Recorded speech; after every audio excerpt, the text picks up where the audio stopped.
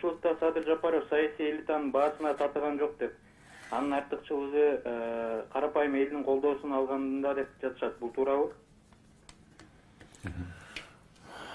Эми саясий элитанын баасын ала албашым мүмкүн.